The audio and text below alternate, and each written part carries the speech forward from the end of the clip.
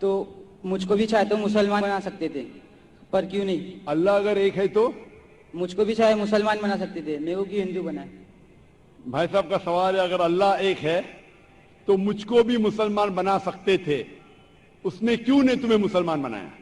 بھائی صاحب کا اچھا سوال ہے،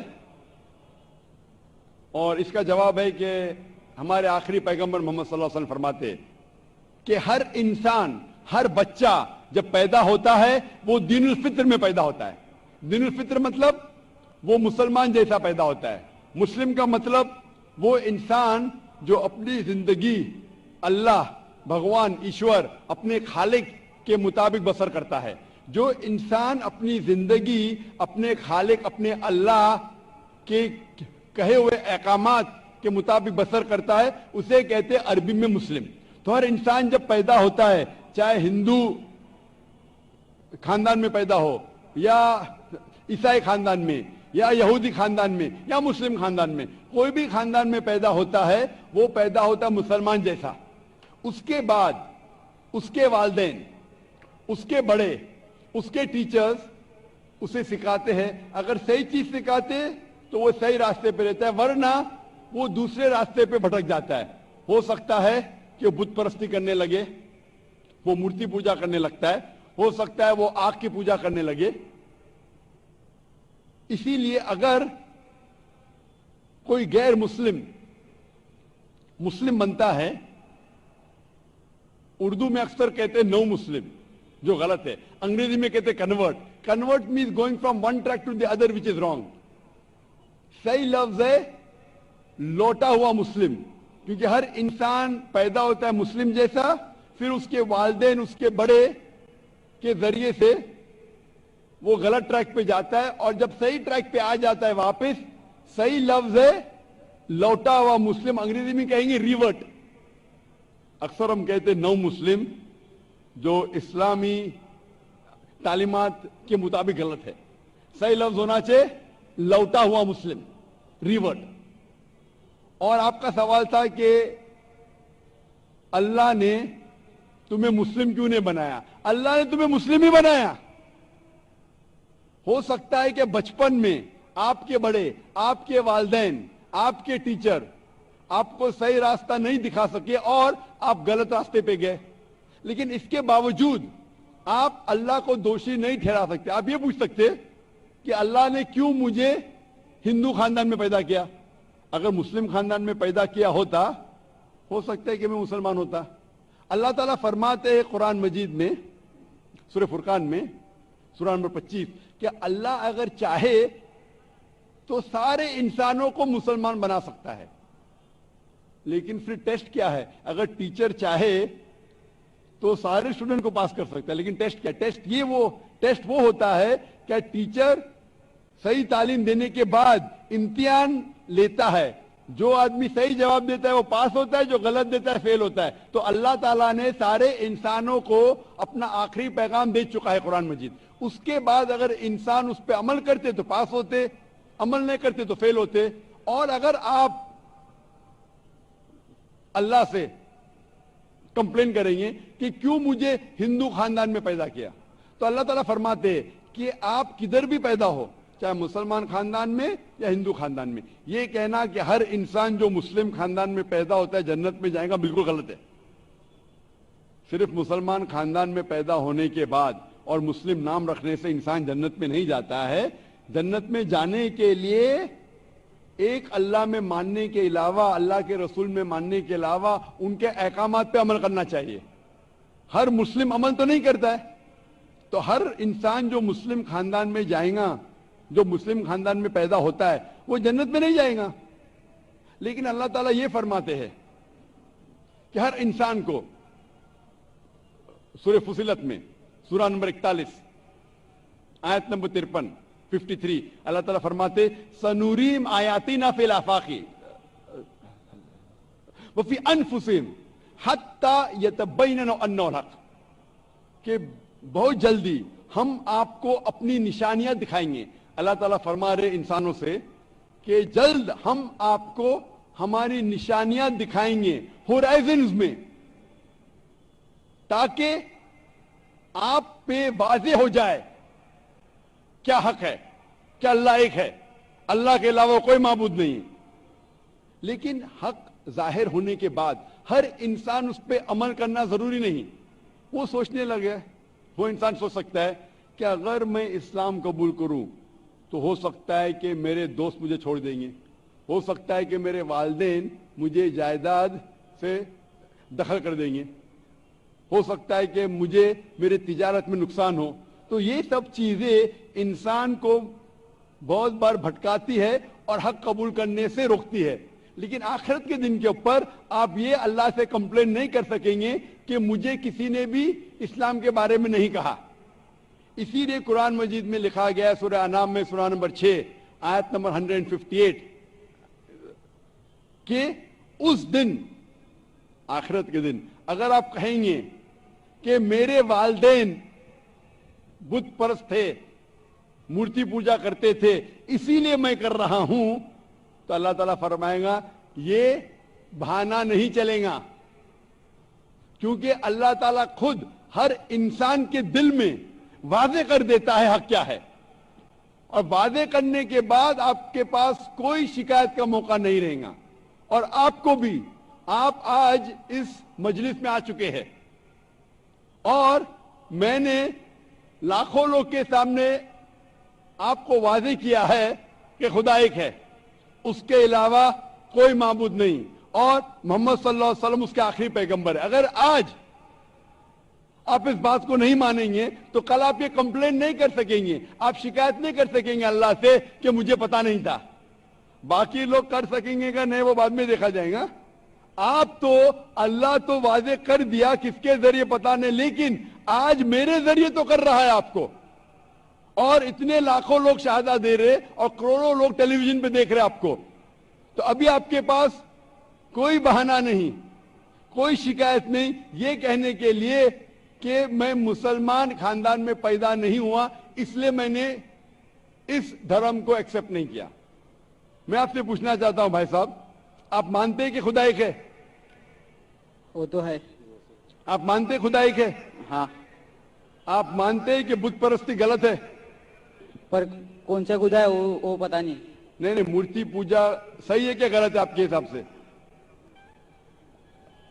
اب جب میں ہندو دھرم میں پیدا ہوا تو پھر میرے حساب سے صحیح ہو سکتا.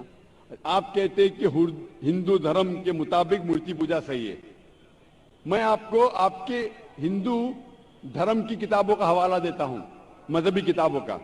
اگر آپ پڑھیں گے چھندوگیہ اپنشد چیپٹر نمبر 6 ادھیے نمبر 2 منترا نمبر 1، ایکم ایودتیم، ایشور خدا بھگوان ایک ہے، دوسرا نہیں ہے. لکھا ہے سویتا سوتر اپنشد میں ادھیے نمبر 6 شلوک نمبر 9 میں، ناچسیہ کسج جنیتا نہ کدیپا، اس ایشور کے کوئی والدین نہیں، اس ایشور کا کوئی رب نہیں. مطلب ایشور کا، بھگوان کا کوئی والد نہیں، کوئی والدہ نہیں، اس کے اوپر کوئی نہیں. اور صاف طور پہ لکھا گیا ہے سویتا سوتر اپنشد میں ادھیائے نمبر 4 منترا نمبر 19 میں، ن تسیہ پرتما استی، اس ایشور کی، اس بھگوان کی، اس اللہ کی کوئی پرتما نہیں، کوئی عکس نہیں.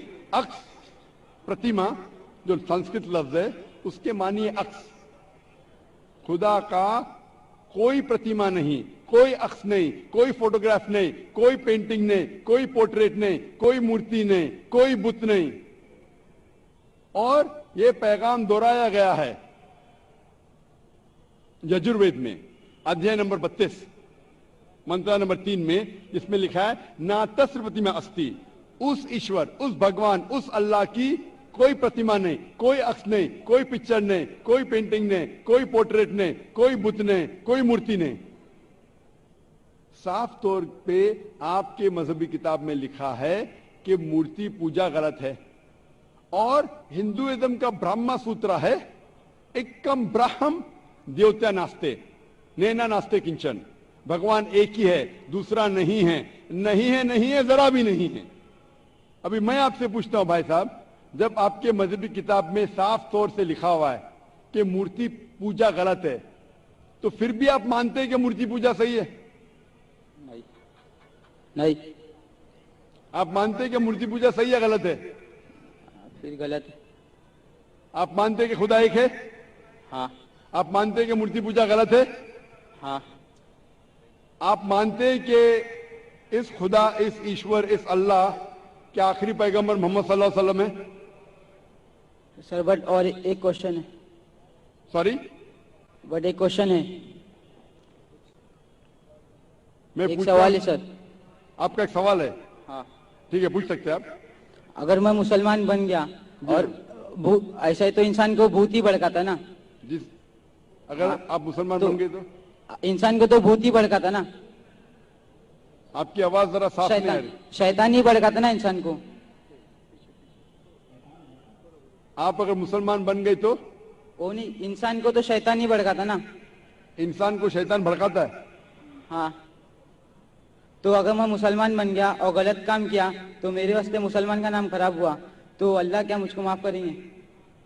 भाई साहब का सवाल जो समझ में आ रहा है मुझे, मैं दरखास्त करूंगा ऑडियो टेक्नीशियन से, अगर मैं मॉनिटर स्पीकर को साफ कर सके। थोड़ा प्रॉब्लम भी रहेगा, ऑडियंस को साफ सुनने में आ रहा है, मुझे सुनने में नहीं आ रहा है क्योंकि मेन स्पीकर आपके तरफ है। तो मैं रिक्वेस्ट करूंगा ऑडियो टेक्नीशियन से कि अगर जो मॉनिटर स्पीकर है उसे साफ करे। भाई साहब का सवाल है, क्या इंसान को अक्सर शैतान भड़काता है? अगर मैं मुसलमान बन गया और शैतान मुझे भड़काया और मैं गलत काम किया तो क्या अल्लाह ताला मुझे माफ करेगा? भाई साहब का अच्छा सवाल है कि अगर वो इस्लाम कबूल किया और शैतान ने भड़काया, उसने गलत काम किया, तो क्या अल्लाह माफ करेगा? दो चीजें हैं। एक इंसान है जो इस्लाम कबूल ही नहीं करता है। जो इंसान इस्लाम कबूल ही नहीं करता, नहीं मानता कि खुदा एक है, बुत परस्ती करता है, अल्लाह के आखिरी पैगंबर मोहम्मद सल्लल्लाहु अलैहि वसल्लम नहीं मानता है, उसके लिए 100% वो जन्नत में नहीं जा सकता है। 100%, क्योंकि वो ईश्वर के अलावा दूसरे की इसकी इबादत करता है। दूसरी तरफ एक इंसान है जो मानता है कि एक अल्लाह है, मानता है कि मूर्ति पूजा गलत है, मानता है कि मोहम्मद सल्लल्लाहु अलैहि वसल्लम आखिरी पैगंबर है, और गलत काम करता है। हो सकता है कि झूठ बोलता है, हो सकता है कि वो चोरी कर रहा, हो सकता है वो शराब पी रहा है, ये गलत है, हराम है। लेकिन फिर भी अगर वो बुत परस्ती नहीं करता है, अल्लाह ताला फरमाते सूरह निसा में सूरह नंबर 4 आयत नंबर 48 में, और सूरह निसा सूरह नंबर 4 आयत नंबर 116 में कि अल्लाह अगर चाहे तो आपके कोई भी गुनाह को माफ कर सकता है, लेकिन शिर्क को कभी नहीं माफ करेंगे। तो शिर्क के अलावा, बुत परस्ती के अलावा, मूर्ति पूजा के अलावा अगर आप दूसरे गुनाह करेंगे तो अल्लाह ताला माफ कर सकता है। आपके फिर भी चांसेस है कि आप जन्नत में जा सकते हैं। लेकिन अगर बुत परस्ती करते हुए आप मरेंगे तो आपको जन्नत में जाने के कोई भी चांस नहीं है। इसीलिए अल्लाह ताला फरमाते हैं कि जब मेरे बंदे सारे दिन गुनाह करते हैं, गलत काम करते हैं, लेकिन जब रात को तौबा करते हैं तो मैं उन्हें माफ कर लेता हूं। मेरे बंदे अगर रात को गुनाह करते हैं और दिन में तौबा करते हैं तो मैं उन्हें माफ कर लेता हूं, क्योंकि अल्लाह सुब्हाना व तआला रहमान और रहीम है। वो रहमत वाला है और करम करने वाला है। आप अगर गलतियां करेंगे, अगर शैतान भड़काएगा तो पढ़ो औज़ बिल्लाहि मिनश शैतानिर रजीम। जब आपको पता चलेगा आपने गलती की, अल्लाह से तौबा करो, दुआ करो कि फिर से वो चीज नहीं करेंगे, और अच्छी नीयत से फिर से अल्लाह की तरफ पलटते, अल्लाह ताला माफ करेगा। फिर से आप गुनाह करेंगे, फिर से माफी मांगो। अल्लाह रहमान और रहीम, जब भी माफी मांगो सच्चे दिल से मांगो, इंशाअल्लाह अल्लाह आपको माफ करेगा। और अगर आप बुत परस्ती से दूर है, ये सबसे बड़ा गुनाह है, तो आपके हाई चांसेस है कि आप जन्नत में जाएंगे। तो अभी मैं आपसे पूछना चाहता हूं। हाँ सर, एक सेकेंड सर, क्या कुरान में लिखा है ना शराब हराम है? जी हाँ, तो जब सिगरेट भी हराम होगा? सिगरेट भी पीना हराम है, कुरान में नहीं लिखा है लेकिन हराम है। हाँ, अच्छा, यही पूछना चाहिए था, क्योंकि हमारे यहाँ जो है सेक्टर मस्जिद में जमाती आते वो भी सिगरेट पी लेते। शराब पीना तो साफ तौर पे कहा गया है कुरान मजीद में सूरह माइदा सूरह 5 आयत नंबर 90 में कि हराम है। لیکن سگریٹ پینا قرآن مجید میں اس کا ذکر آتا ہے، سورہ بقرہ میں سورہ نمبر 2 آیت نمبر 195 کہ اپنے ہاتھ سے اپنا خود قتل مت کرو، یعنی سوسائڈ مت کرو۔ آج کی سائنس کہتی ہے کہ ٹبیکو کے وجہ سے، سگریٹ پینے کے وجہ سے ہر سال ورلڈ ہیلتھ آرگنائزیشن کہتی ہے ہر سال 40 لاکھ لوگ مرتے ہیں صرف سگریٹ پینے کی وجہ سے۔ دنیا میں دوسرے نمبر پہ آتا ہے شراب کے بعد، جو سب سے زیادہ موت ہوتی ہے کوئی چیز پینے یا کھانے کی وجہ سے، وہ ہے سگریٹ۔ تو کیونکہ پہلے لوگ کو پتا نہیں تھے کہ سگریٹ از سلو پوائزننگ، تو کئی علماء کہتے تھے مکروہ ہے۔ آج 400 سے زیادہ فتوے ہیں سعودی میں، ایجپٹ میں، جو کہا گیا ہے کہ سگریٹ پینا حرام ہے۔ ابھی جو لوگ کو لت لگ گئی ہے، ہم اللہ سے دعا کرتے کہ اللہ انہیں ہدایت دے۔ لیکن اگر کوئی مسلمان غلط کر رہا ہے اس کا مطلب نہیں کہ آپ کو بھی کرنا چاہیے۔ ہم دعا کریں گے کہ ان مسلمان کو اللہ تعالیٰ طاقت دے کہ یہ بری لت سے انہیں نجات ملے۔ میں آپ سے پوچھنا چاہتا ہوں، کیا آپ مانتے ہیں کہ خدا ایک ہے؟ ہاں آپ مانتے ہیں بت پرستی غلط ہے؟ ہاں آپ مانتے ہیں کہ محمد صلی اللہ علیہ وسلم آخری پیغمبر ہے؟ سر، میں بھی تو تھوڑا اسلام ریسرچ کر رہا ہوں، اس کے بعد میں خود بخود قبول کر لوں۔ انشاءاللہ بھائی صاحب چاہتے ہیں کہ وہ اسلام کے بارے میں اور ریسرچ کرے، اور میں چاہوں گا کہ آپ میرے ہاتھ سے ایک ترجمہ لیں قرآن کا، اور میری درخواست ہے کہ آپ قرآن مجید کا ترجمہ پڑھیے، اور انشاءاللہ اس سے آپ ہدایت پائیں گے۔ اور جب مطمئن ہو جائیں گے کہ یہ مذہب صحیح ہے، پھر ہی قبول کرنا، کوئی زبردستی نہیں۔ آپ جب مطمئن ہو جائیں گے کہ یہ اسلام، یہ قرآن میں صحیح باتیں لکھی ہے، یہ سب سے بہترین مذہب ہے، پھر ہی آپ قبول کیجئے۔ میں درخواست کروں گا کہ آپ اسٹیج پہ آ کے انشاءاللہ قرآن